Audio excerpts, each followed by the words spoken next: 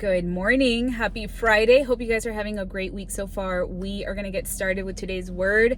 This word is going to encourage you because the Lord does everything with purpose. And I just want you to know that He cares about you and that He has been working behind the scenes for you. And today's verse is going to describe that a little bit more. So I'm going to get started. This is in Isaiah chapter 5, verse 1 through 2. This is like a song that is being that is written out, but the beginning of it really stuck out to me, and it says, "My beloved had a vineyard on a rich and fertile hill. He plowed the land, cleared its stones, and planted it with the best vines. In the middle he built a watchtower and carved a winepress in the nearby rocks. Then he waited for harvest of sweet grapes, but the grapes that grew were bitter." What does this mean? Okay, I'm gonna break it down for you guys, because when I started kind of going deeper into it, I'm like, this is such a beautiful thing because it tells us about God's purpose for our life. So our beloved, it says my beloved, the beloved is God, okay? And the vineyard is Israel, or us, right? God's people. And where it says he plowed the land, cleared its stones, and planted it with the best vines. It tells us how God invests in us so thoughtfully. He is so thoughtful. He clears the stones out of our lives. He plants the seeds with purpose. I feel like when I see this, it's like a picture of intentionality and how He carefully is preparing us, His people, for purpose and for fruitfulness. Isn't that beautiful? Like, I don't know if y'all are gardeners or if you've ever planted anything in your life, but it takes a lot of work, a lot of like diligence, a lot of like paying attention to detail. Like, and then it takes work after it. You don't just like plant the seed. You got to water it. You got to make sure it has sunlight. You got to make sure it's that the land is appropriate to grow something.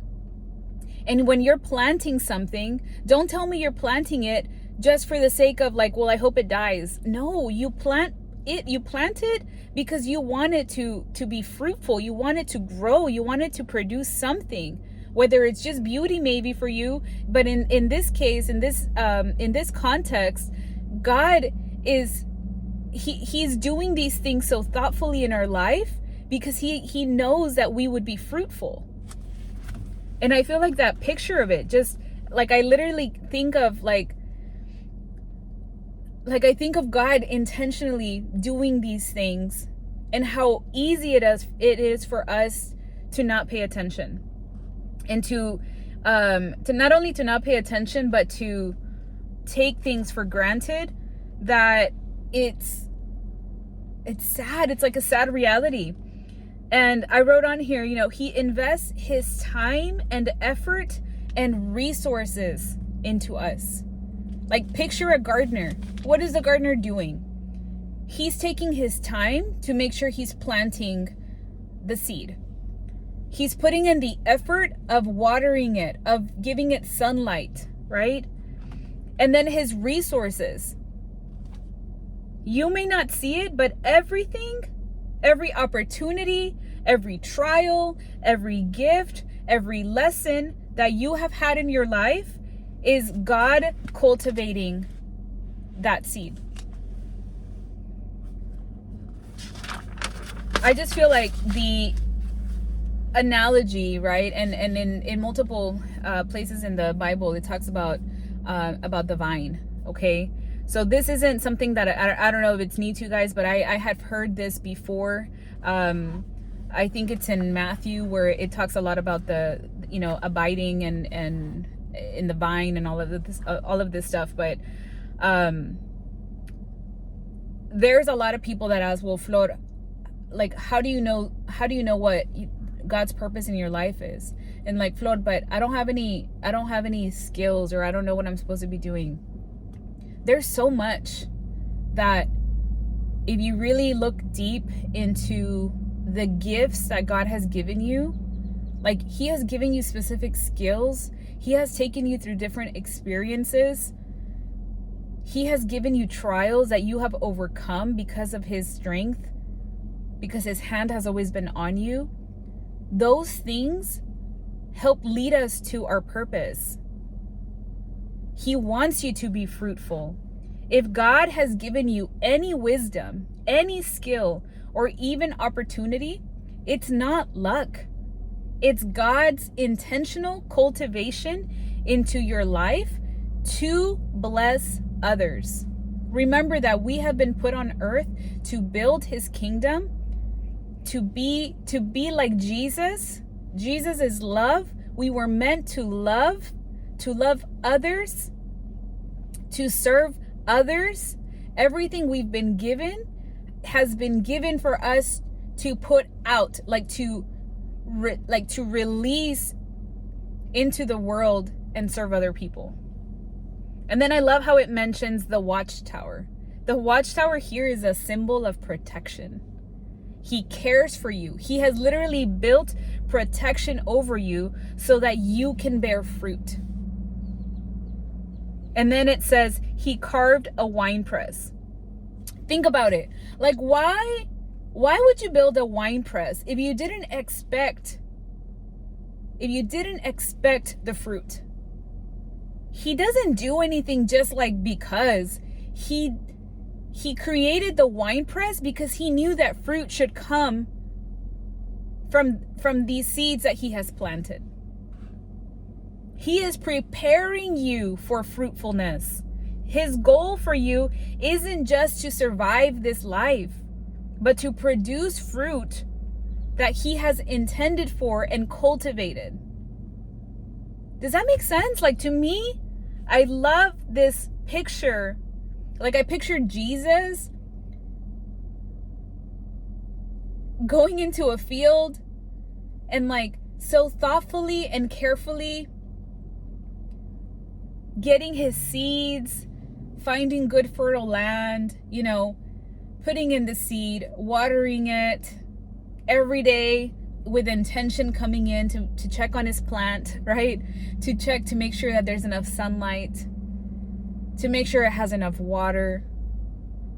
And in the meantime, as it's growing and he's doing these intentions every day, these intentional things every day, he's like, I'm going to prepare and I'm going to make sure that, and again, I don't know if you guys are gardeners or anything, but like my parents are huge. They have a green thumb, okay? Everything in their backyard looks beautiful.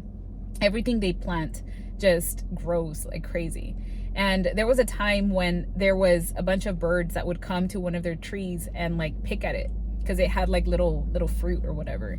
So what they did is that they put this like metal like fence, like I don't know what they call it, like chicken wire around the plant so that it could continue to bear fruit. Like literally that just came into my head right now because it's actually something that my parents have done. And I think about Jesus like looking at his plant and then maybe seeing like a bird that's going to try to come and destroy his plant. And he's like, no, we're going to protect it. So he's going to put his little watchtower over it, right? And then because he already knows, okay, plant is doing good. We're being intentional with it. I'm protecting it. You know what? I'm going to go ahead and prepare the wine press for the grapes that are going to come out of that vine. Guys, this is what the Lord does in our life. His goal for you, again, is not for you to just survive. It's for you to produce fruit.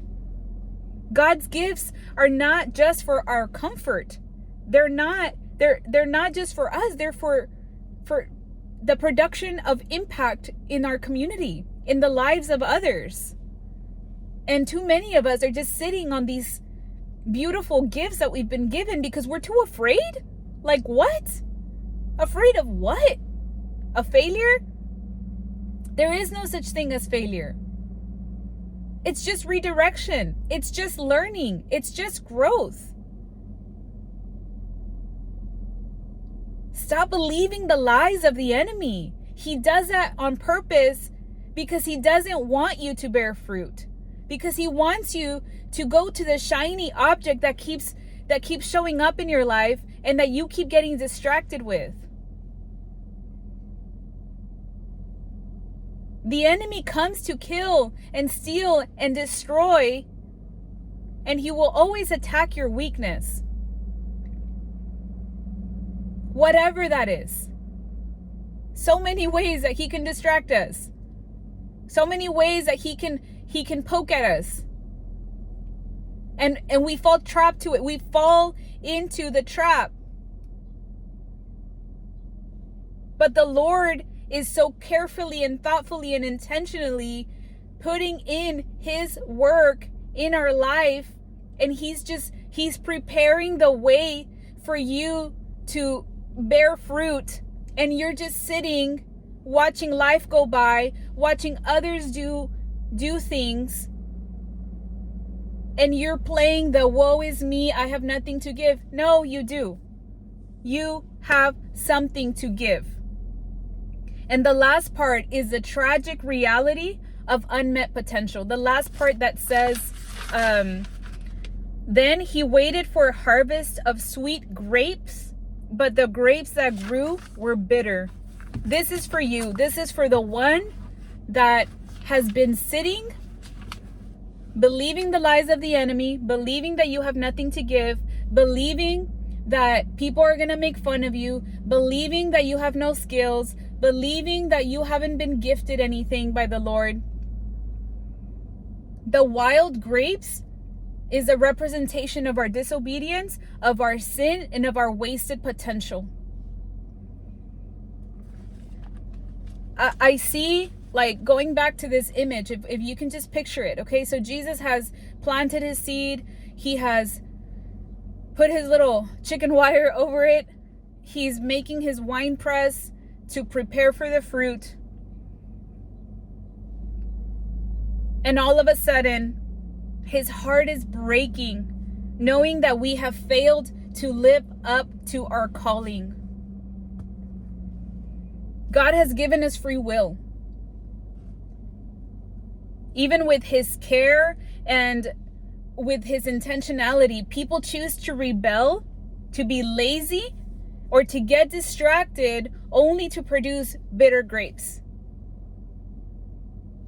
Nobody wants bitter grapes. Where in your life are you resisting God's cultivation?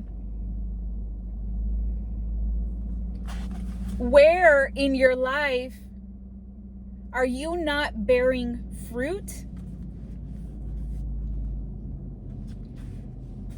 Like, where in your life are you not bearing the fruit that he has intended for, that he has been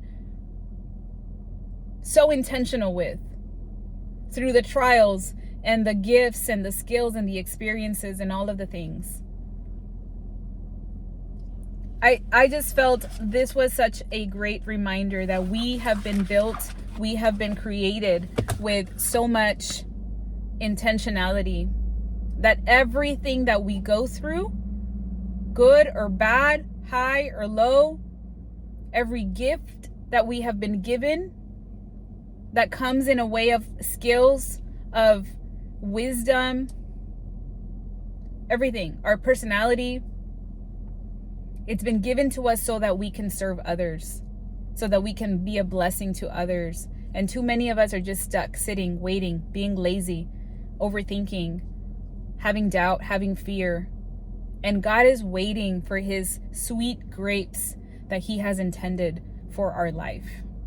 I hope today's message encouraged you. As always, I love you guys. If you have not subscribed and you've been watching my channel, please subscribe. Just subscribe. It helps to push things into the algorithm so that other people can hear the word of the Lord. This isn't about me. This isn't about Flor. This isn't about, this isn't about me, period. This is about encouraging you to pick up your Bible, because it is so much, there's so much wisdom. Just pick up your Bible, get closer to the Lord. There's a reason for your life. We'll see you guys Monday. Bye.